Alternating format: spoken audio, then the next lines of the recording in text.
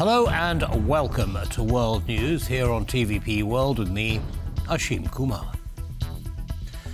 U.S. and Russian officials are set to meet in Saudi Arabia next week to discuss ending the war in Ukraine. Ukrainian President Volodymyr Zelenskyy said that Ukraine was not invited to the meeting and would not engage in talks with Russia without consulting its strategic partners.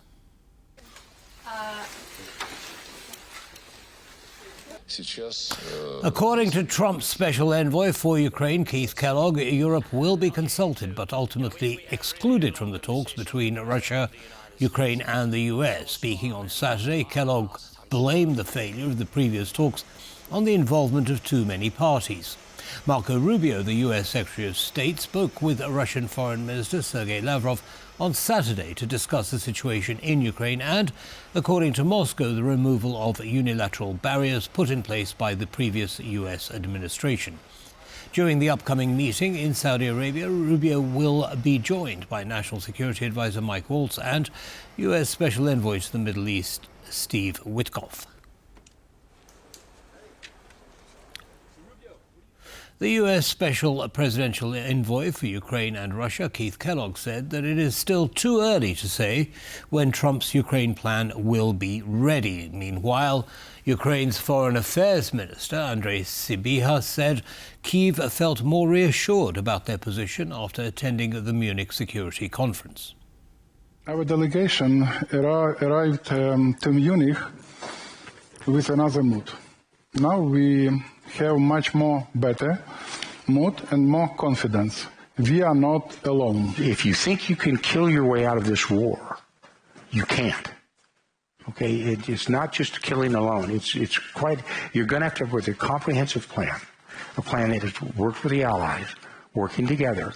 But it's going to be a comprehensive plan. To me, there's going to have to be things like territorial concessions as well. Okay, some of it is unrealistic to expect where you'd want to go to.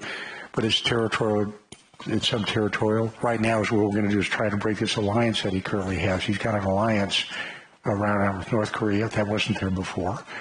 He's got an alliance with Iran that wasn't there before. He's got an alliance with China that wasn't there before, meaning 4 years ago before. Maybe if you give us within 30 days, we might... Well, he's already called Putin. Yeah, he's called Putin, so... Well, that's pretty good considering that Biden didn't call Putin for 3 years. Okay? And the fact of the matter, the way you like it or not, you have to talk to adversaries and friends as well. French President Emmanuel Macron is calling European leaders to an emergency summit in Paris to be held next Monday. This was announced by Poland's Foreign Minister Radosław Sikorski on Saturday at the Munich Security Conference. According to the Polish Foreign Minister, European leaders are expected to discuss, quote, very seriously, the problems caused by U.S. President Donald Trump. French Foreign Minister Jean-Noël Barrot, who attended the Munich conference with Sikorski, did not confirm or deny the information about the emergency summit. Later, Sikorski reported on his social media that Polish Prime Minister Donald Tusk would attend the meeting at Macron's invitation. In an exclusive interview for TVP World at the Munich Security Conference, Polish Foreign Minister Radosław Sikorski addressed concerns raised by President Zelenskyy about potential Russian aggression against NATO countries, including Poland and the Baltics. Here's what the minister had to say about Putin's ambitions and the situation in Ukraine. President Zelenskyy has made some suggestion that Poland or the Baltics, that Russia is preparing to invade Poland or the Baltics, a NATO country. What do you make of that? Putin's aims are extraordinarily ambitious, way beyond the capacity of his country, which he's ruining. Ukraine, through its heroic resistance, has given us time to prepare to effectively deter Putin. Putin can't win with Ukraine. I don't think he can win with NATO, but it doesn't mean he won't try. The UK military is too run down to lead a peacekeeping mission in Ukraine, according to former head of the British Army, Lord Dannatt. Speaking for the BBC's Week in Westminster on Saturday, Lord Dannatt said that at least 40,000 troops would be needed for such a mission, too high a number for the UK Army to spare in its current state. The former head of the British Army explained that deployment of 10,000 troops at a time, rotated every 6 months, would effectively tie up 40,000 troops, and Britain simply does not have such a number available. Lord Dannatt's comments come shortly after British Prime Minister Keir Starmer hinted that the UK was open to sending peacekeeping troops to Ukraine, saying that Britain would play its part in guaranteeing Ukraine's security. As Donald Trump's diplomatic push to end Russia's war on Ukraine accelerates, many Ukrainians are expressing concern that they may be shut out of negotiations. Our correspondent Sikorski has more from Kyiv. With the flurry of diplomatic activity happening at the Munich Security Conference involving the war in Ukraine, many Ukrainians are growing increasingly concerned by the signals they are hearing from the Trump administration about how they see ending the war here in Ukraine and on what terms. Now, we spoke to many Ukrainians earlier in the day. Let's take a listen to what they had to say. In 2022, they gave us hope that they could help us to fight off Russia.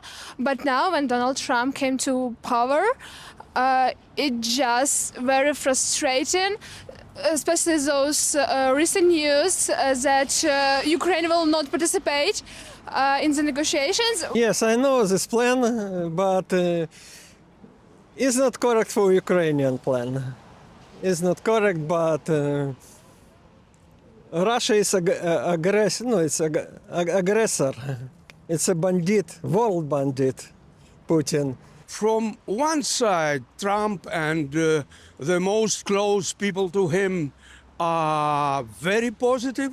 From other, sometimes even pro-Russian.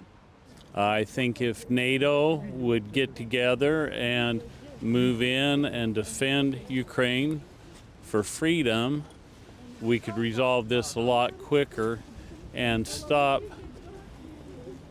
dictators like Putin thinking they can impose their will unjustly on other countries. As Donald Trump's push to end the war in Ukraine through diplomacy intensifies, as you can hear from many Ukrainians here that we spoke to in Kyiv, they are growing concerned and alarmed by some of what they're hearing.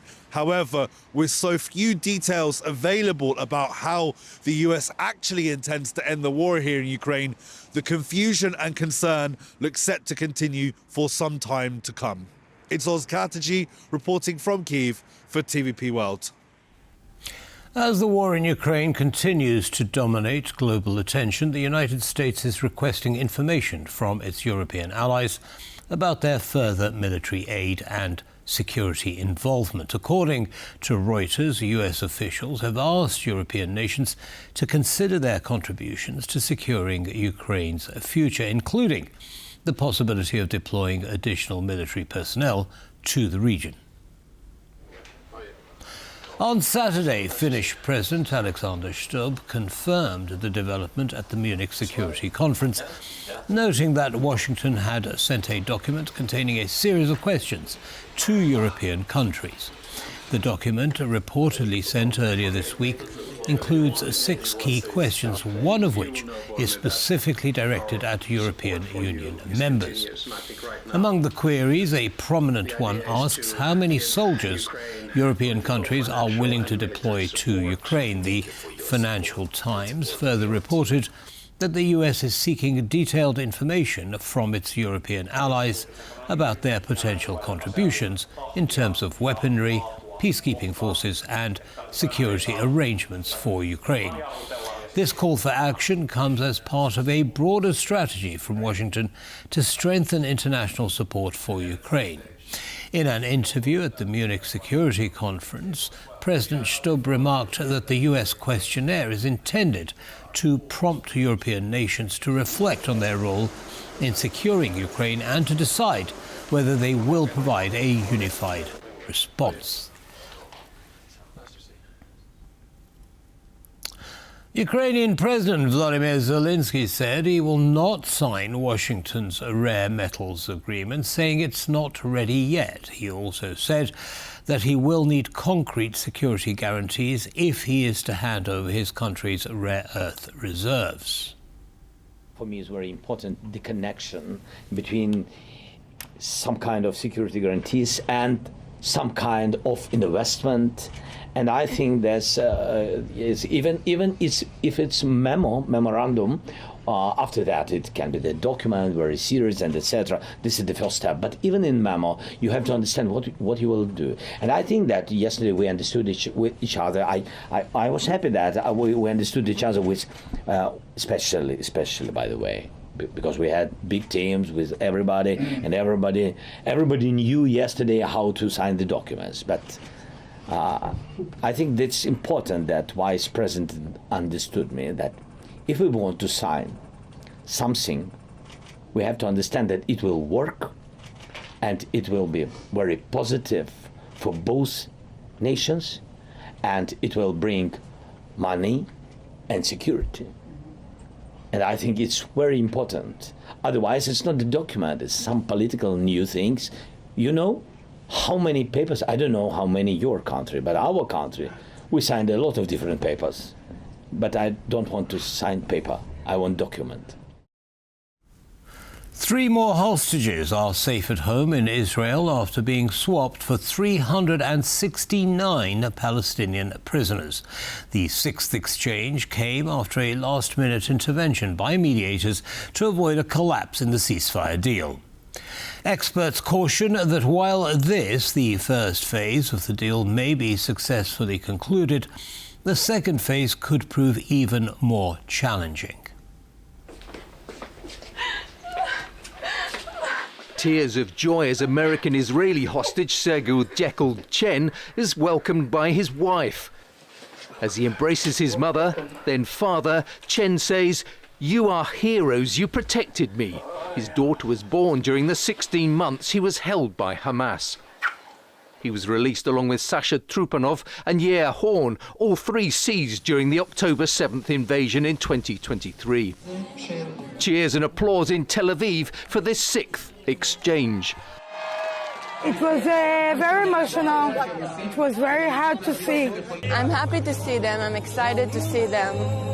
But I'm still sad. I'm still thinking of everyone else. Hamas had threatened to pull out of the deal, saying Israel was breaking the agreement by blocking aid, while Israeli Prime Minister Benjamin Netanyahu threatened a return to intense fighting. Donald Trump said the ceasefire should be cancelled if all the remaining hostages were not returned today. After the exchange, he posted on Truth Social. Hamas has just released 3 hostages from Gaza, including an American citizen. They seem to be in good shape. This differs from their statement last week that they would not release any hostages. In return, Israel released 369 Palestinian prisoners. Mediators stepped in at the last moment to avert a collapse. Experts say both sides benefited because Hamas wants its prisoners back. It's obviously to release some of the hostages, but mainly to release a lot of prisoners and to use these prisoners to rebuild their skeleton of organization. Future exchanges are planned before a second ceasefire phase. Analysts say this final phase will be challenging for Netanyahu. Every choice that he has a negative consequence, whether that's offending and upsetting the United States, that's offending and upsetting major constituencies in Israel. Hamas has so far returned 19 out of 33 hostages. It's thought Hamas captured a further 73 hostages, only around half of whom are still alive. And on that note, we come to an end of this news bulletin. Don't go away, though, lots more coming up. Goodbye for now.